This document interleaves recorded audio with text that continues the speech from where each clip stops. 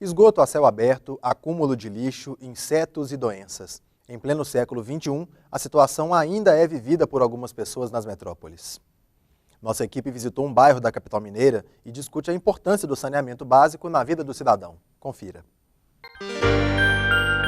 Belo Horizonte, assim como outras cidades, cresceu. Figura entre as principais do país, uma verdadeira metrópole. O que é difícil de imaginar é que, em pleno século XXI, bairros próximos ao hipercentro ainda encontram problemas quando o assunto é saneamento básico.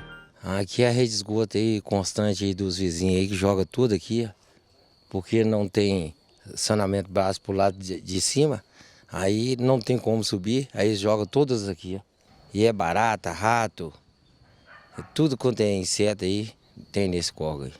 A situação de Wilton ilustra o que algumas famílias ainda enfrentam, mesmo vivendo em uma importante capital. Fomos ao bairro Pindorama, localizado a 10 quilômetros do hipercentro de Belo Horizonte.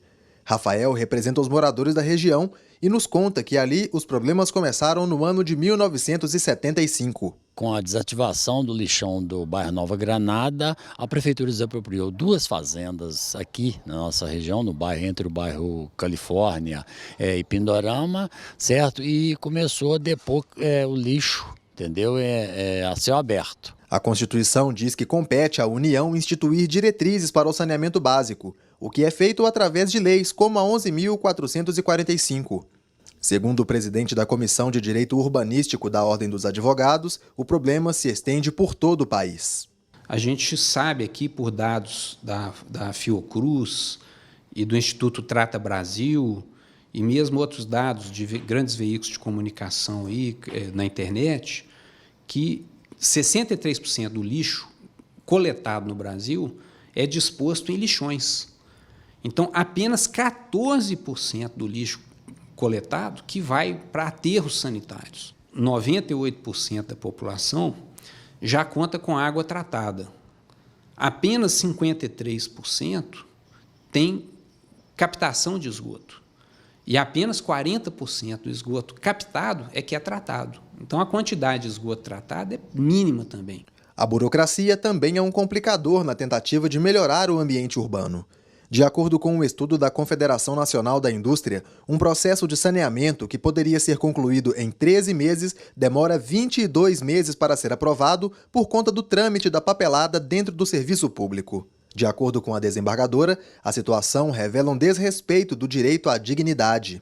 Quando nós falamos de dignidade de pessoa humana, nós estamos falando que as pessoas também têm o direito a uma moradia digna, que as pessoas têm direito a um saneamento básico, que elas têm direito a uma água potável, que elas têm direito à coleta do lixo, aos resíduos sólidos, a captação e coleta de da água pluvial, para que ela chegue na nossa residência com a qualidade adequada e que possamos nos beneficiar dela. Em contrapartida, se tudo isso não estiver junto, o homem não tem dignidade.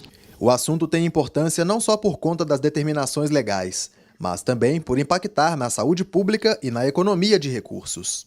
Dados do Ministério da Saúde revelam que cada R$1 investido em saneamento equivale a uma economia de R$4 na área da saúde.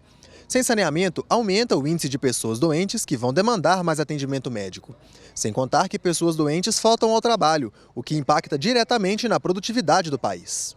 E se causa o adoecimento, nós temos os reflexos no aspecto social, no aspecto econômico, e a vida da pessoa perde em termos de bem-estar. É por isso que há interligação, dignidade da pessoa humana, saneamento básico. Rafael nos revela que os problemas derivados da falta de saneamento não são poucos. Nós temos o problema de doenças respiratórias, quer dizer, alergias, entendeu? E principalmente é ocasionado pelos gases emanados da decomposição do lixo. Nós tivemos muito um acréscimo dos roedores, entendeu? Os urubus, os gaviões, entendeu? Os pombos que passaram a se alimentar aqui na região, entendeu? Do lixo, e logicamente fizeram isso aqui como rota, entendeu? De passagem passagem, jogando às vezes até alguns restos de alimentos e de vísceras, entendeu? Nos lotes dos moradores. Para o advogado, saúde e dignidade não dependem só do Estado, mas também do envolvimento dos cidadãos. Elas acham, por exemplo, que o que está dentro da casa delas, elas limpam, mas na hora que pegou a sujeira e jogou pela janela, que o que está na rua não é problema dela.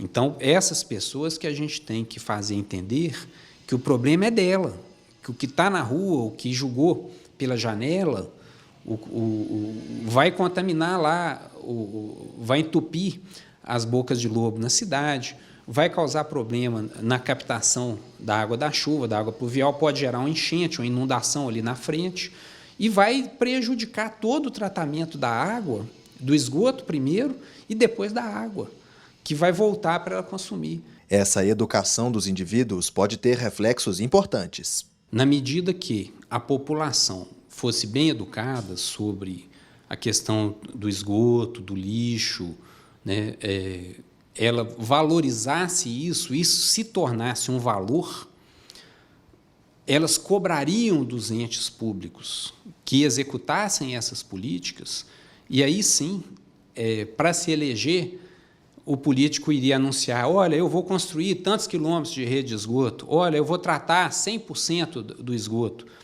mas o cano enterrado, ele não é visto. Então, o político não valoriza a instalação do esgoto, porque aquilo depois não vai gerar voto para ele.